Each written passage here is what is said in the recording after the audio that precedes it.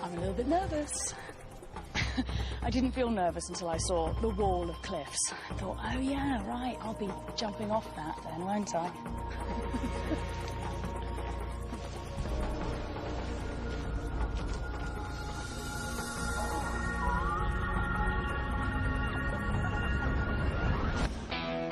I'm Lucy Cook, and I love freaks. I am immune to cute. I do whatever it takes to seek out the world's strangest creatures. Ow! In the wildest places. I'm on a mission to show you why nature's oddballs are truly the most amazing animals on Earth.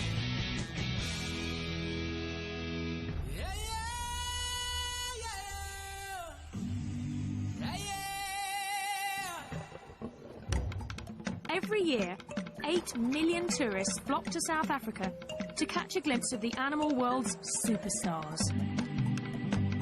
The so-called Big Five. But I don't see why they should get all the attention. So I'm here to seek out the ugly, the weird, and the overlooked. My very own odd five. They're animals so bizarre that their strange looks and habits are getting them into trouble. Yet their freaky stories are rarely heard. Maybe that's because they've got some rather challenging personal habits.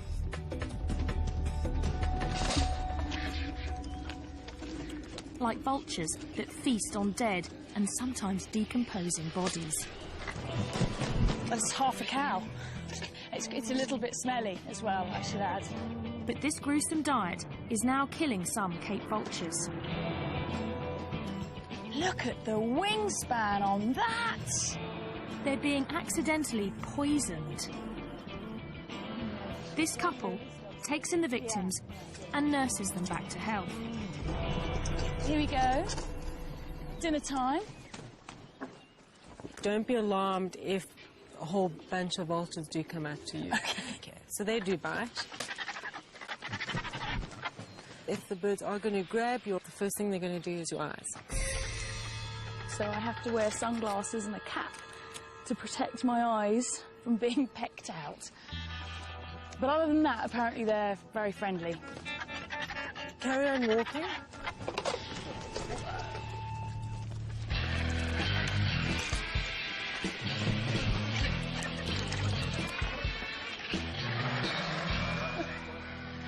I love all the argy-bargy. Hissing and strutting and posturing. Just careful, careful. Just had a finger. That is not for tea. Ayla over there, her speciality is to go in and quickly grab the liver. She loves the liver. Really? Just like Hannibal Lecter?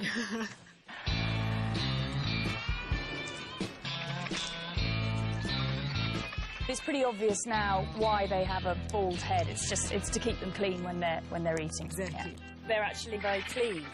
They are. Every time they eat, they go and bath afterwards. They're a bunch of neat freaks, and they make life safer for everyone else. There could be anthrax, botulism, all sorts of nasties in that carcass. they don't get sick is they've got such an acidic stomach that their poo is a disinfectant. Theoretically, you could eat after a vulture's pooped on your hand. Not quite sure I'll do it. You've got to practice what you preach. You can't go around telling everybody they can use vulture poo as disinfectant and not have tried it yourself. That's the theory. The bird's stomach acid counteracts natural poisons, but not man-made ones. And that's the problem for many of these birds. A lot of farmers lace carcasses with poison in the hope of getting rid of problem animals like jackals or caracals or cheetahs. And vultures are the ones that end up locating the carcass. Now, after 8 months of rehab, 2 lucky birds are ready to return to the wild. We're going to go and try and catch a vulture. We're after that bird right in the middle. On the Okay. top. Yeah. Now we'll have a good idea how he flies. Here he Check his goes. flying. His flying looks okay. So I'll walk towards this way. Lucy, if maybe you walk close to the perch. Okay.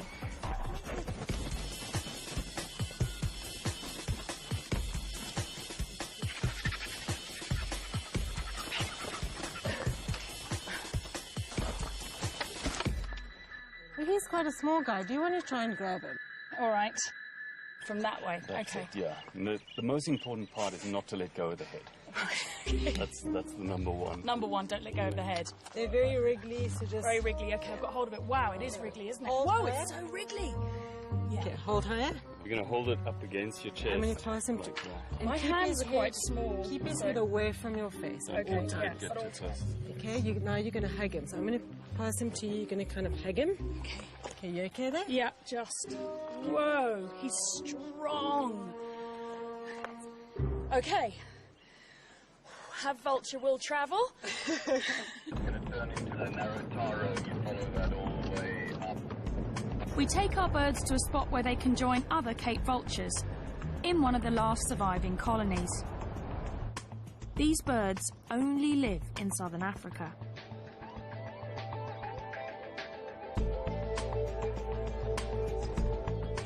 Let's give these birds their freedom then. Cool. Here you go. Time to go. There you go. Look, it's time to be free. This whole area, it's all for you again. I can't really believe it. No. There we go.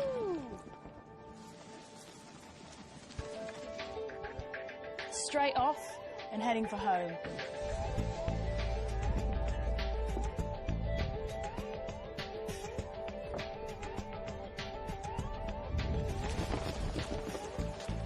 While many vultures nest in trees, Cape vultures are particular. He's heading straight for the cliffs. They only nest on high cliffs like these. And there's only one way I can see how they do it.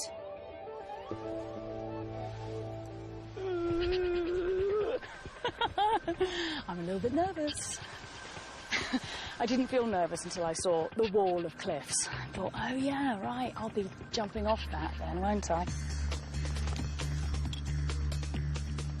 Just about to jump off a cliff. What do you get me into?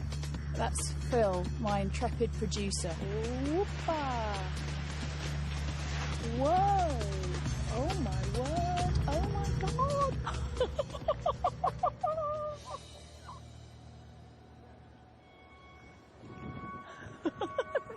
They're gone, and there's 2 vultures. What people know about vultures is that they're fantastically ugly, but what people don't really know is that they're the world's highest flying birds. And in fact, one vulture even crashed into a jet at 37,000 feet. I'm hoping we don't have to go that high. We won't be going that high, will we? No, not today. You promise? Okay. Paragliding reveals how surprisingly curious and social the vultures are. You can see the birds coming out and joining them already. Oh, wow. They get to know you and they actually enjoy flying with you, so they'll follow you around. To sort of play with you. Yeah. Combination of nervousness and excitement, the likes of which I haven't had ever, I don't think. All right, we're gonna go. Okay. And let's go.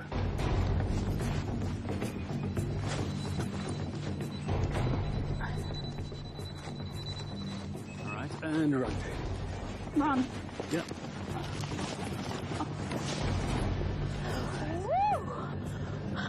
All right, well, how does that feel?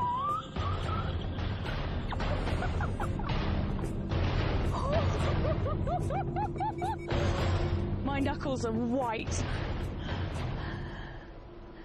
It's incredible, though. And there are the vultures. Oh, my word. Wow, they are all around us.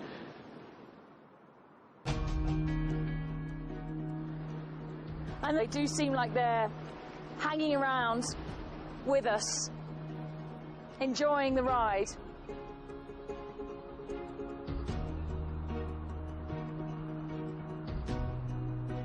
This is how you should see them to appreciate their beauty. And their extraordinary skills.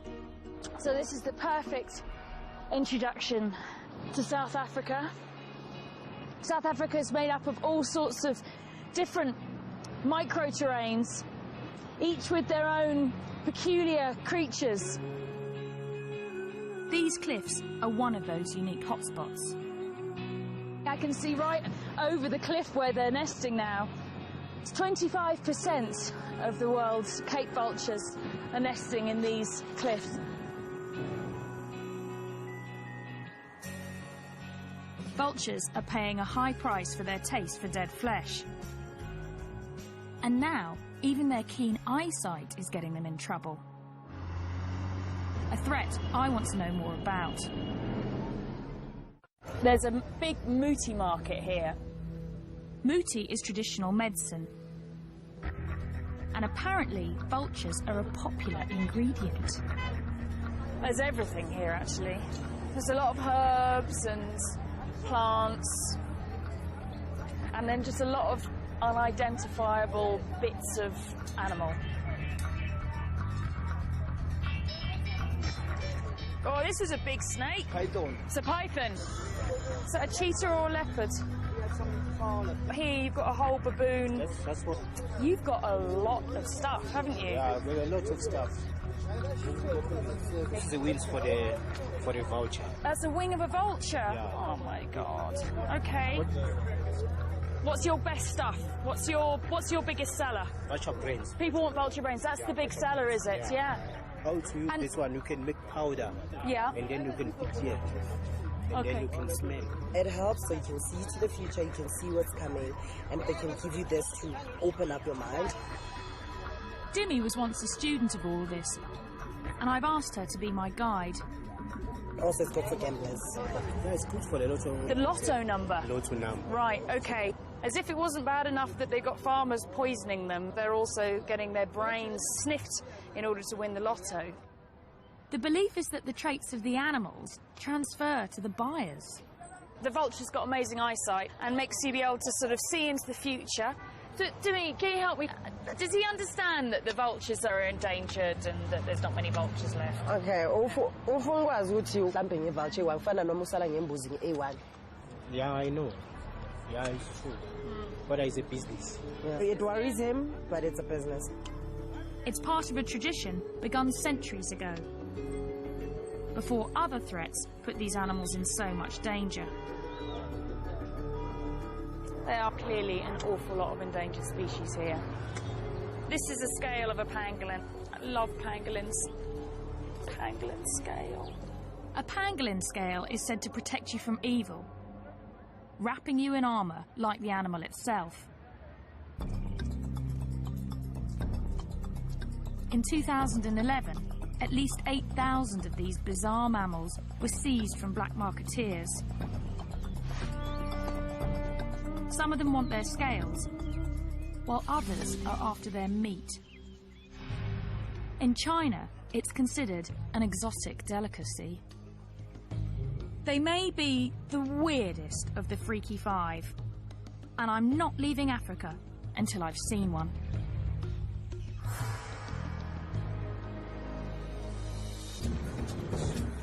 finding a pangolin is turning out to be a real challenge. So I've been kidnapped by Louise Joubert.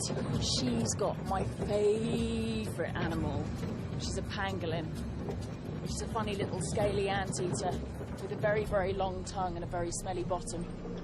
But Louise seems determined for me to see the big five first. Obviously, you understand I wouldn't normally be interested in lions, but I'm actually quite scared to say no to Louise. They're big lions, aren't they? They're big.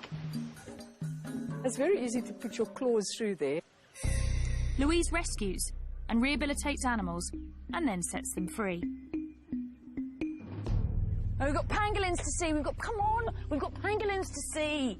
Enough with the celebrity animals. Oh my word, it's a rhino. What's it? It's like, do you think my hand's food? Louise, I want to see the pangolin. I want to see the pangolin. Take me to the pangolin, please. Wild dogs. What do you think, Munchkin, eh? What do you want? Do you want to go and join them? Do you want to go back to nature? No, definitely. Slightly mad place, really, isn't it? Louise has an amazing success rate. She's saved 4,500 creatures since 1993. Slightly nervous as to what's going to be inside. This is a very strange house. We've got funny little animals. And in this bedroom, we've got a load of ostrich chicks. Yeah. Now I'm going to get to the pangolin. Yeah, this is the pangolin's bedroom. This is the pangolin's bedroom. Got its very own bedroom. This is the pangolin's teddy bear. And he's been pooping, so we need to just clean that. Here we go. Sid, you stink.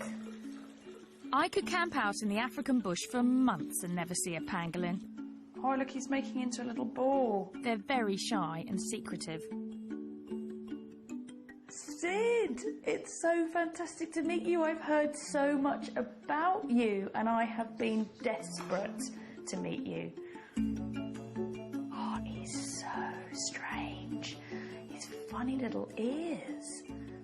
They've got very poor eyesight, apparently, but they've got a very keen sense of smell. And he's like a little pine cone, aren't you, Sid? Sid and his mother were seized from poachers. The mother showed signs of stress and Louise released her.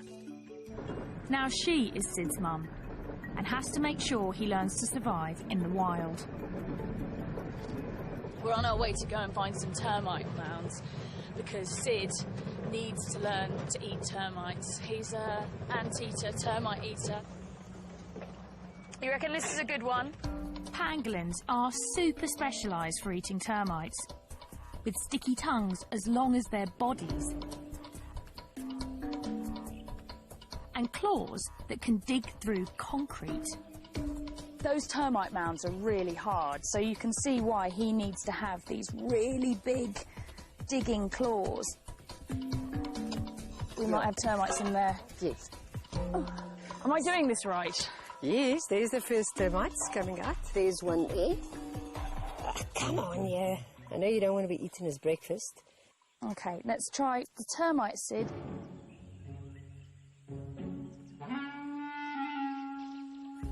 Come on, Sid, there's a termite. The termite, Sid, is there, right in front of your nose. No, OK. It's there. There it is. Look. There. Look. Look, termite. That way. Possibly still too small. We don't even know which particular type of termites he likes, or ants, or whatever, but we'll find out. Yeah. Soon, Sid should be able to sniff out termites from hundreds of metres away. And hopefully other pangolins. They communicate to each other by leaving scents from a gland in their bottom. And that's how it smells very bad to humans, but it probably smells fantastic to other pangolins. And so this just must be a crazy amount of new smells going on out here. See how he can curl like that into a ball? That's their defence, is that he can curl right up like that. It's the perfect time for Sid to start hunting for termites. They're emerging from their underground hideouts because the rainy season is starting. at that. Big storm. But I'm afraid the weather will send the next of the Freaky Five running for cover.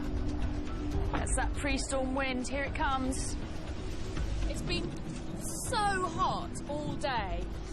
And now this wind started up, and that always means, yeah, I can start to feel it now. It's suddenly the temperature has just dropped. I might go inside the car, actually.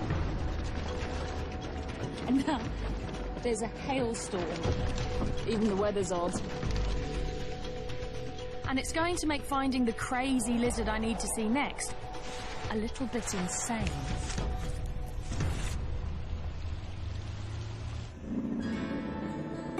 Let's go find some sun gazers. We've travelled in search. This show was created for you and your family to watch together.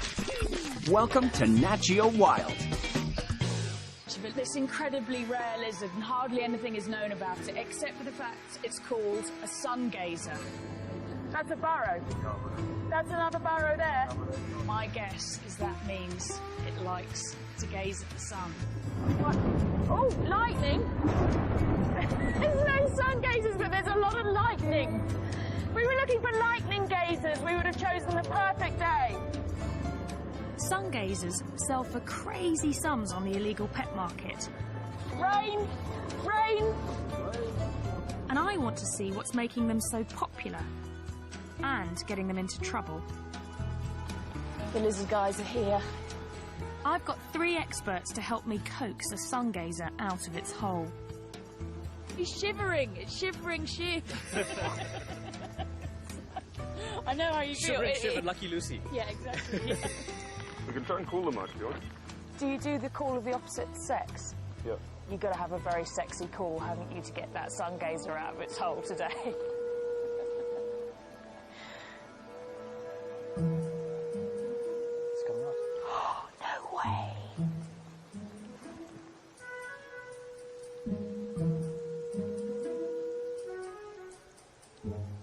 I'm just messing with you. Oh, I was all excited. I did think it was weird. I was thinking to myself, they really make that noise? I'm thinking, well, I don't know, I'm in South Africa, I've never been here before. It's like anything could happen, but... Luckily, the lizard men have some they're studying that they want to release. In this bag, the Holy Grail, the famous sun gazer lizard.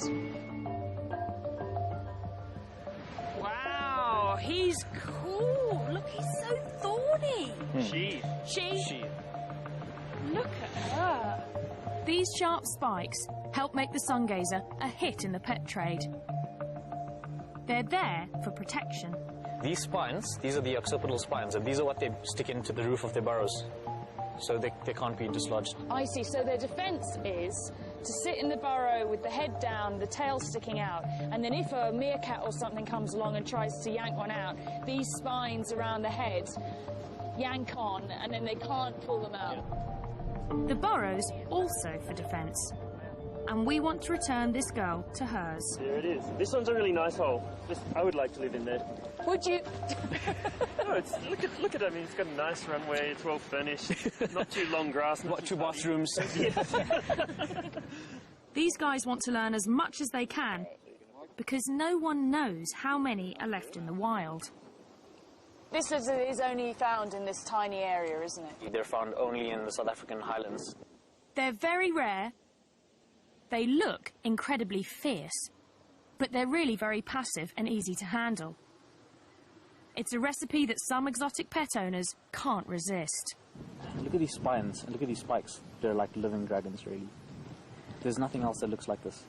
Apart from you this morning when you turned up with your hair, actually. You looked quite like you styled yourself like a sun gazer.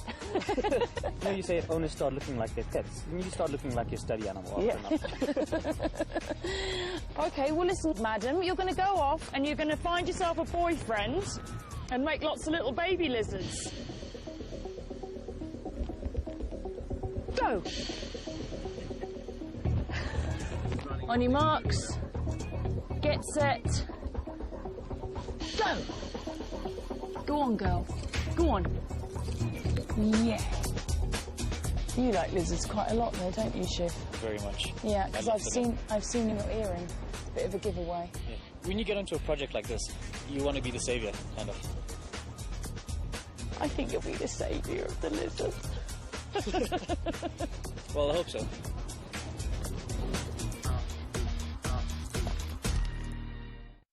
Burrowers like the sungazer are found all over South Africa, where protective tree cover is in short supply. There's the aardvark, an anteater with the snout of a pig, the ears of a rabbit, and the tail of a kangaroo. They can weigh as much as a human. Aardvark burrows are often taken over by the honey badger. But the honey badger doesn't give a damn. He's such a badass. But for one of South Africa's oddballs, its protective burrow is turning into its tomb. You won't believe what I'm going to do. I'm going to go and rehouse a spider. We need that. You need a big knife. We need a big knife. This is Donald. Donald Stridon. And Donald's the patron saint of this spider. We're going to do some aggressive research. Aggressive research? We're going to need the relevant equipment here. Donald served in the South African army and is ruthlessly efficient. You don't want to leave anything behind. You don't want to leave anything behind, no. We're stuck in the bush somewhere. The spider we're after is known as a tarantula in most of the world. Here, it's called a baboon spider. We have water containers, yes, check. Let's take some weather monitoring equipment. Do you need gloves? We need to get camera, GPS. We don't need gloves. Okay. Spider safari. Yeah. So these spiders, they only really live in this area around here. About 150-kilometre radius from where we are now, and that's it. The only place in the world that you find this spider. That's the problem. Throughout southern Africa, tiny areas are home to unique animals found there and nowhere else in the world. Like the sungazer, the Cape vulture, and the golden brown baboon spider. Unfortunately, the spider likes a kind of soil also popular with home builders, and it refuses to move, even when the bulldozers come. It's going to chuck down right under there, panic, and as soon as they cover it over, slow, terrible death. So we absolutely need to move it. So this is an emergency situation? Yeah, this is one. So that's where the spider is. Now, golden brown baboon spiders need very special attention. They're very finicky, and we have to be finicky too. So the technique of capturing the spider is not to make too much disturbance so that we don't spook the spider. The first step is to lure this very sensitive spider out of its hole. Now, Donald has thought this through and has developed a special method, hasn't he? Which involves faking a rainstorm. Here comes our rainstorm. You've got to make thunder sounds, eh? That's it, perfect. Just carry on like that. Kay's coming out. She's coming. There we go. You're doing such a good job. So there she is. South Africa's fussy freak emerges. Okay, so Donald's actually blocking its entrance with the knife so that it's now trapped in its porch, basically. It's probably about a 15-year-old spider. 15-year-old spider? Who knew? In 15 years, she hasn't really left that burrow. Wow, okay, so this is a big moment for this spider. Try and get this with my camera. You've got to be so gentle with them. The hair is covering the body. Every about 20th hair is a sensory hair, so they touch things and feel things with that hair. There we go. Beautiful. She's lovely. Wow.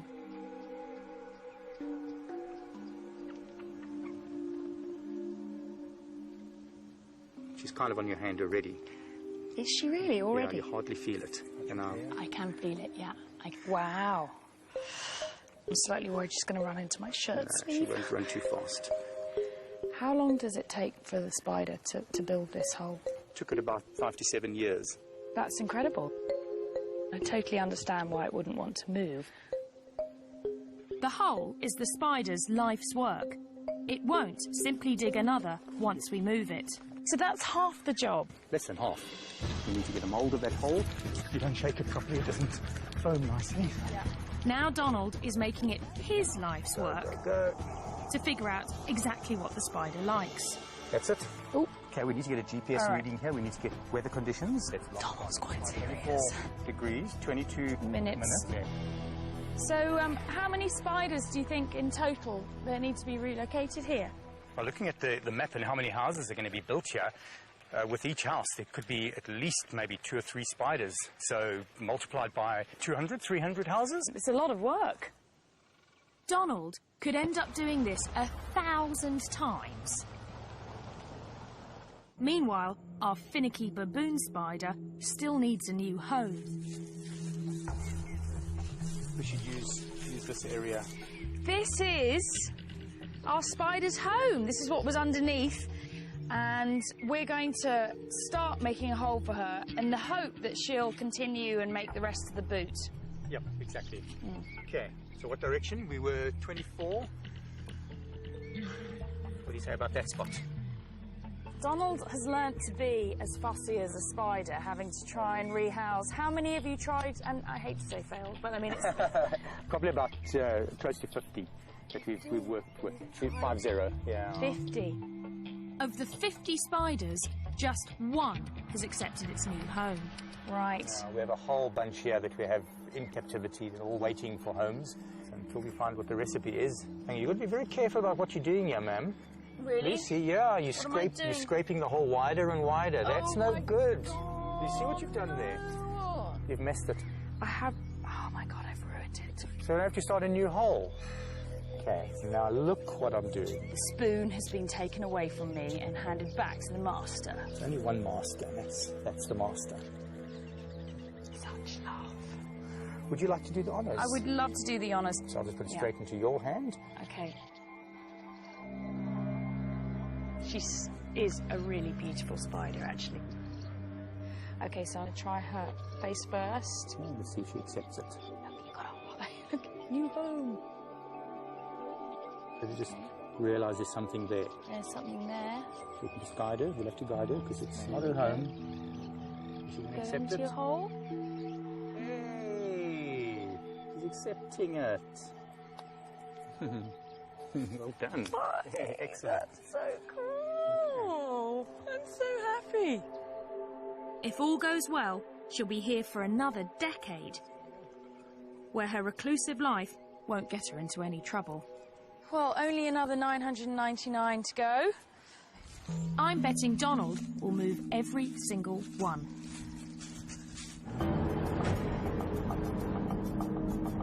The spider would be helpless without Donald. But the last freaks on my safari help each other. And they're paying a steep price for it.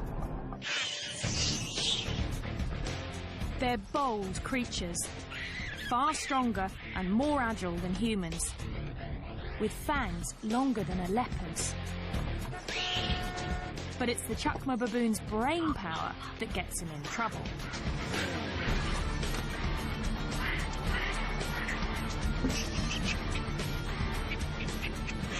They can work together in raiding parties of as many as 100. Not the kind of creature you want to come home to. Unless you're this guy. Yeah, that one looks like he's really quite pleased to see me. The penal display. Just go inside. Go inside? Yeah. Okay, all right. Hello, guys. Matthew and I are becoming friends, aren't we, Matthew? Yeah? You like what you see? When baboons clash with humans, Bob rescues them. You are a naughty baboon. Yeah, you are a naughty baboon. Yeah. I've only just met Bob, but he seems to be half baboon himself.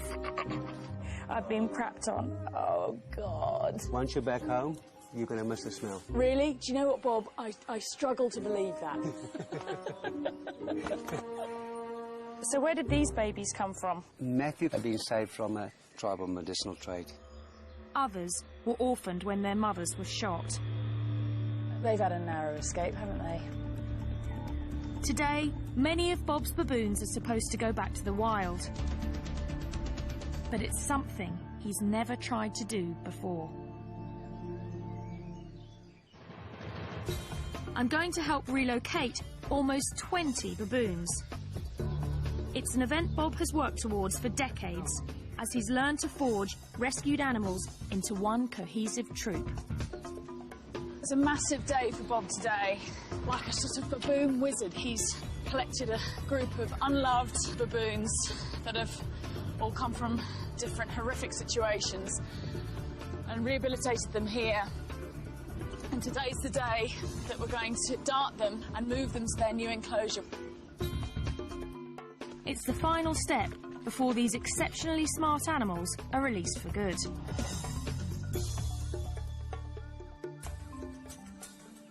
Oh, here they are. Wow.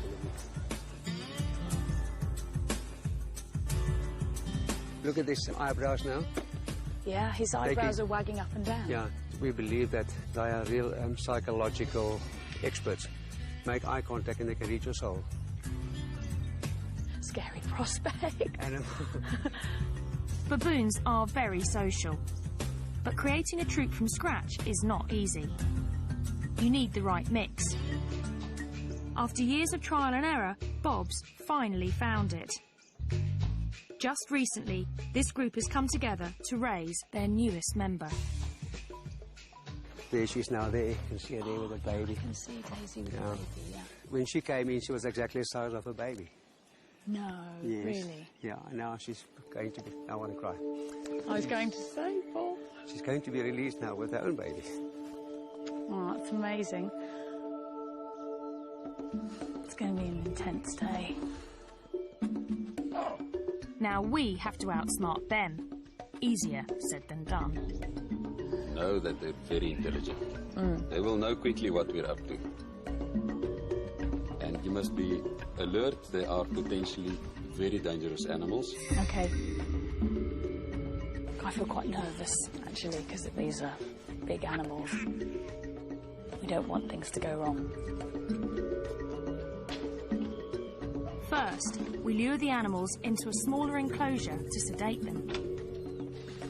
He's going. Is he going to go in? Looks like got a shoulder. He's gone in. One of the lead males that we really wanted to get into the cage early on. We've got him in the cage. Then we get Daisy and the baby. Come on, two more, just two more. Two more, okay. There you go. Got it? Yeah. Try. We've managed to get 8. We've got 8. Good.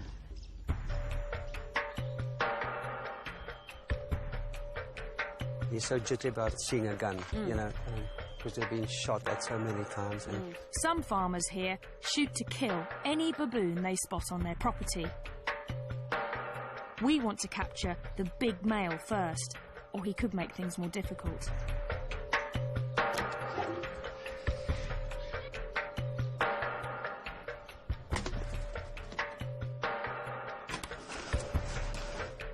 It's really tense. Go for it. Baboons are known to form really strong friendships. I think it's very sweet the way they're all cuddled up next to each other to go to sleep. Okay, so now they're under. It's safe for us to go in. To get to the sedated animals, the team has to enter the larger pen, where the rest of the troop is anxiously watching. We're going to get them out as soon as possible. But stand by, Lucy. If something happens, you must pull at the door. Okay.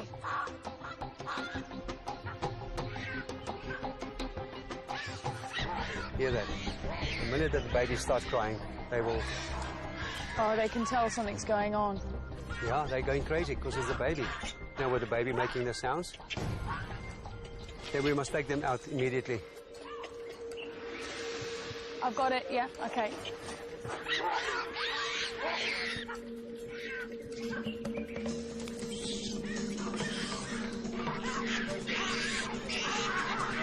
We take away their leader, and the troop really goes berserk.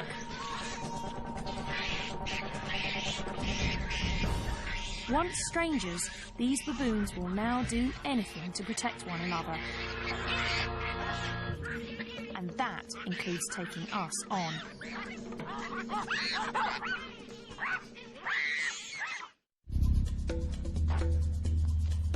It takes half a day, but we manage to sedate the troop. Okay, there you go, Bob. Let's go. Yep, okay. He's left a message behind. Okay. Each gets a thorough medical checkup to make sure it's healthy enough to survive in the wild. It's a lot softer than you'd expect, given that they walk on their hands all day long. Baboons have evolved to forage on the ground because of southern Africa's lack of forest. Some think that's also why they have such huge canines, to fend off predators. Whoa, look at that. This is for the canine. If you feel the back part of it here. I will check. I can feel that. Behind that tooth is razor sharp.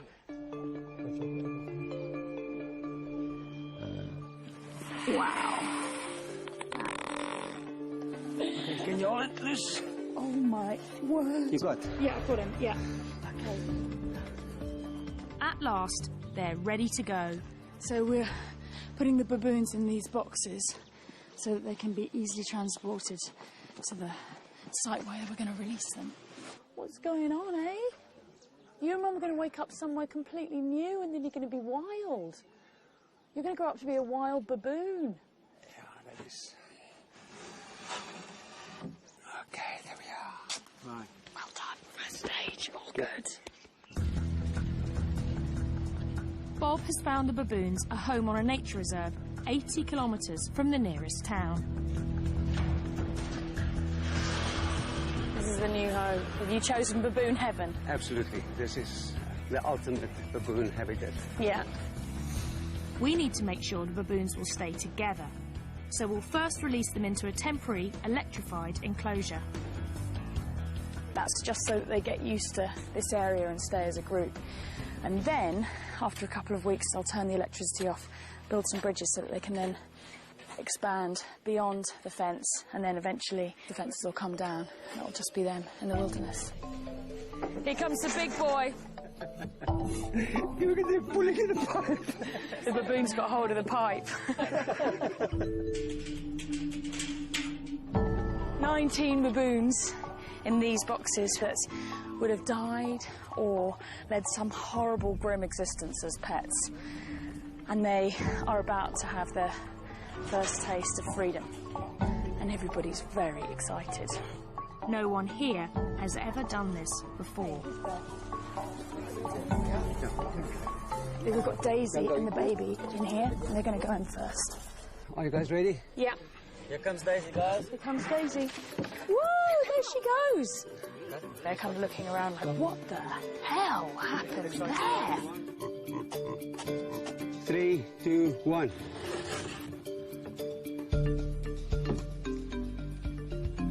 Look at that. Emotion is running very high. Yeah. There you go. Yes, look at that. These ones are lively. It's not just the humans who are emotional. The baboons in there can see that there are other baboons that are free on the other side, so it's all getting a lot more exciting now. Wait, there's a baboon coming. Ooh, very quick, quick, quick, quick, quick, quick. We released the entire troop without a hitch. 2 more happy customers. Well, almost the entire troop. He's not going quietly. We've got to get Matthew out. Whoa! Whoa! Are you ready, guys? This is the alpha. Look at that. He's the last one. The last one to go out. Yeah. Look at that side, Lucy. Look at them. They are all happy. They're really happy, aren't all they? the talking going on there. It's like the first step into the big world. Yeah. A new world for them, a new experience and freedom. Everybody thinks their society's based on aggression, but it just isn't, is it? It's not. It's not. It's about care. This is a group of animals that come from as far as 1,000 kilometres away from each other, and yet they form this incredibly tight family group now, and they'll do anything to protect each other.